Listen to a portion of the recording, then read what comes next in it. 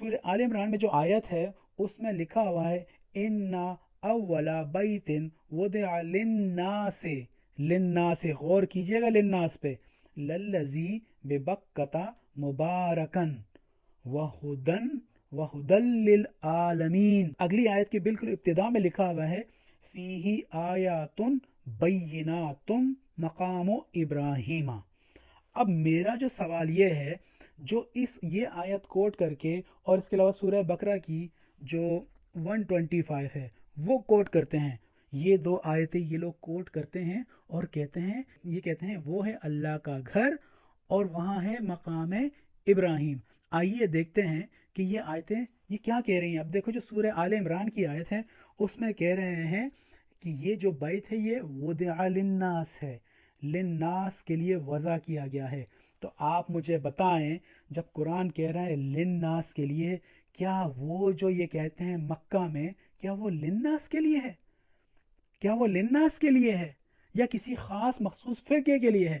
دوسری چیز بے بکتا مبارکن، بے بکتا مبارکن، مکہ نہیں، اس کو مبارک بکہ کہا گیا ہے، کیا یہ بکہ مکہ بن گیا؟ تیسری چیز ہدل للعالمین، ہدل للعالمین، عالمین کے لیے ہدایت ہے۔ انسان نہیں کہا، کوئی مسلمان نہیں کہا، کوئی سکھ نہیں کہا، ہندو نہیں کہا، کرسچن نہیں کہا، عیسائی نہیں کہا، عالمین۔ اس عالمین میں ہر چیز آ جاتی ہے اور وہ کہہ رہے ہیں سب کے لیے ہدایت ہے۔ اگلی آیت میں لکھا ہوا ہے فیہ آیات بینات، اس میں کیا ہے؟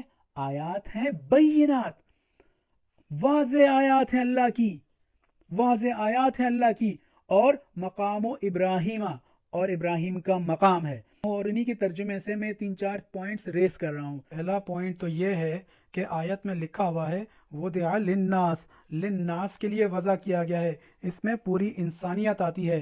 اور دوسرا پوائنٹ اس آیت میں لکھا ہوا ہے ہدل للعالمین، یعنی عالمین کے لیے ہدایت ہے، تمام جہانوں کے لیے ہدایت ہے۔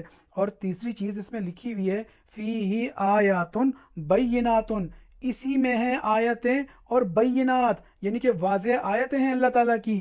تو اور اسی میں کہا جا رہا ہے کہ مقام ابراہیم بھی ہے۔ تو آپ مجھے بتائیں یہ جو 3-4 پوائنٹس اس میں دیے گئے ہیں، تو مجھے بتائیں للناس کے لیے ہدایت کہاں سے ملے گی؟ عالمین کے لیے ہدایت کہاں سے ملے گی؟ آیات بینات کہاں سے ملے گا؟